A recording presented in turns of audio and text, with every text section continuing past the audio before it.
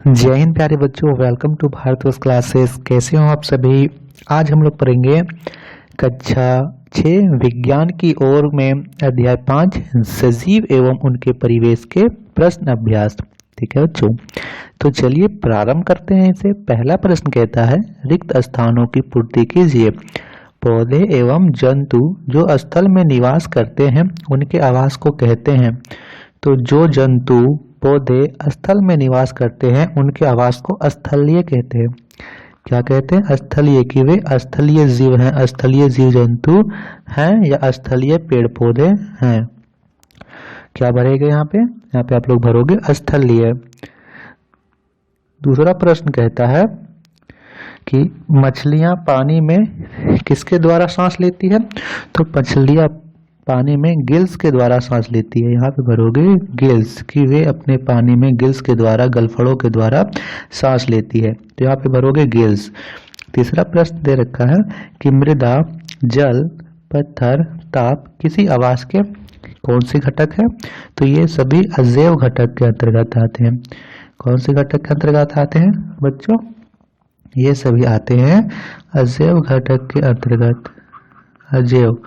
दूसरा अगला प्रश्न दे रखा है कि याक को किससे बचने के लिए उसके शरीर पर लंबे लंबे बालों से ढका होता है। तो उसका शरीर इसलिए ढका होता है लंबे बालों से क्योंकि उसे ठंड ना लगे। तो ठंड से बचने के लिए उसके शरीर पर लंबे लंबे बाल होते हैं।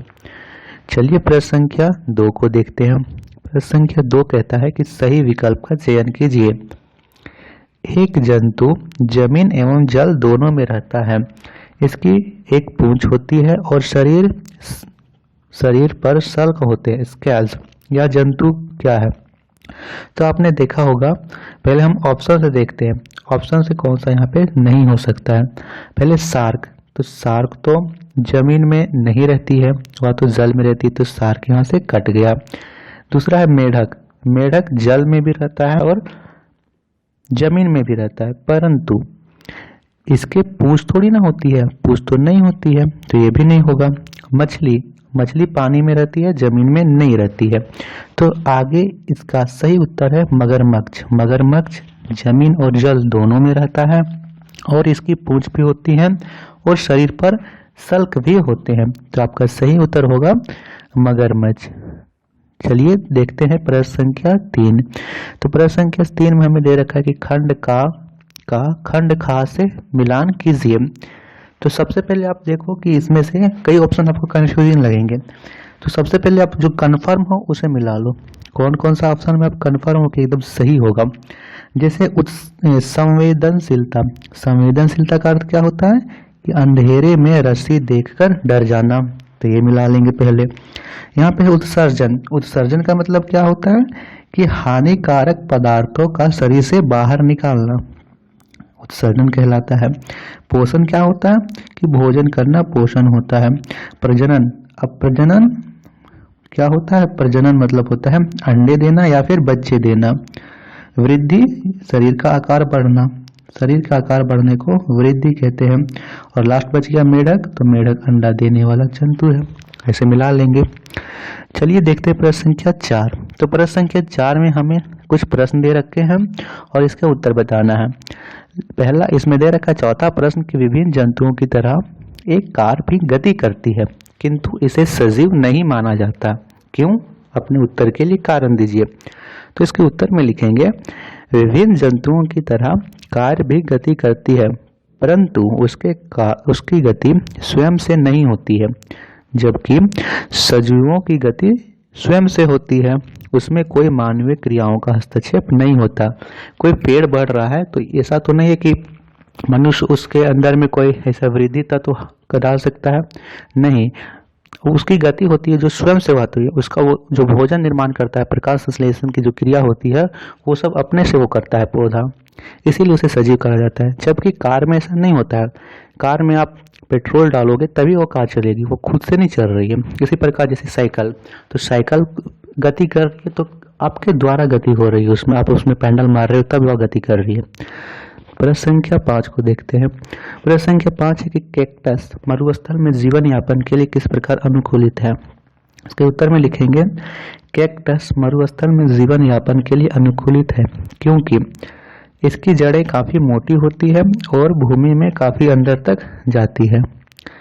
दूसरा है कि इसका तना मोटा और मांसल होता है जिसमें जल का संचयन हो सकता है। तीसरा है कि तने की ऊपरी परत मोटी होती है और इस पर रोम बने होते हैं जो जल के वाष्पन को कम करती है।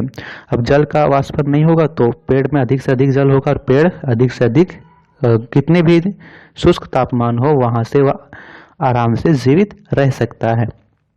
चौथा है कि पत्तियां छोटे सल्क पत्र या कांटों के रूप में होती है। यह जल के वाष्पन दर को घटा देती है ताकि जल का क्षय कम से कम हो। तो ये थे इसके 4 कारण कि यह जीवन यापन के लिए मरुस्थल में भी जीवन यापन के लिए अनुकूलित है। प्रश्न संख्या 6। तो प्रश्न संख्या 6 है कि शेर का कौन सा अनुकूलित लक्षणों से शिकार करने में सहायता करता है। तो इसके लिखेंगे कि शेर एक मांसाहारी प्राणी है। इसका हल्का भूरा रंग इसे जंगल में छुपने में सहायक होता है। इसके पैर तथा जबड़े की मांसपेशियां बहुत मजबूत होती है। इसके बड़े बड़े दांत होते हैं। अपने पंजों के लंबे नाखून को दौड़ते समय अपनी अंगुलियों के अंदर खींच लेते हैं ताकि वे ना टूटें।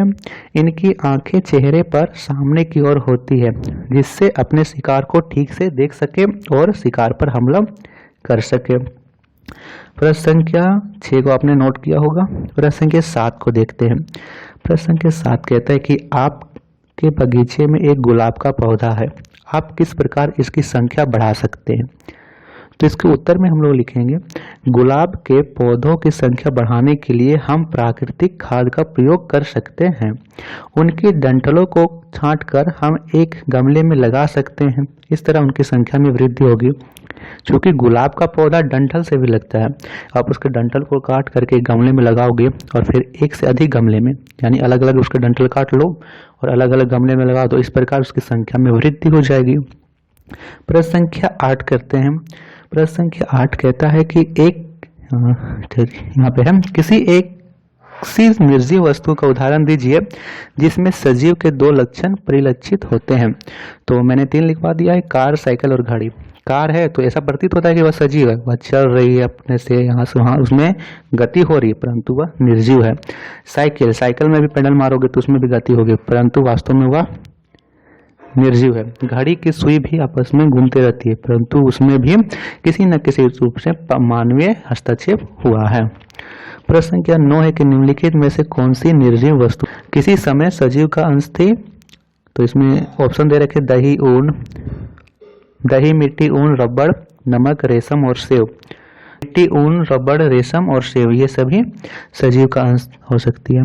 10वां है कि घास के मैदानी क्षेत्रों में निवास करने वाले जंतुओं को अपना अस्तित्व बनाए रखने के लिए गति क्यों आवश्यक है। तो इसमें लिखेंगे घास के मैदानी क्षेत्रों में निवास करने वाले पशुओं को अपना अस्तित्व बनाए रखने के लिए गति करना आवश्यक है क्योंकि यदि वह शाकाहारी है तो किसी अन्य जीव से अपनी सुरक्षा के लिए भागेंगे और यदि वे मांसाहारी हैं तो दूसरे जीव को अपना शिकार बनाने के लिए गति करेंगे। देखिए तो दोनों को गति करना होगा चाहे वह शाकाहारी और मांसाहारी, इसीलिए दोनों को भागना पड़ेगा। तो ये थे प्रश्न संख्या 10। आशा करता हूँ आप सभी को समझ में आया होगा। वीडियो पसंद है तो वीडियो को लाइक से जरूर कीजिएगा। भारत क्लासेस को सब्सक्राइब जरूर कीजिएगा। धन्यवाद।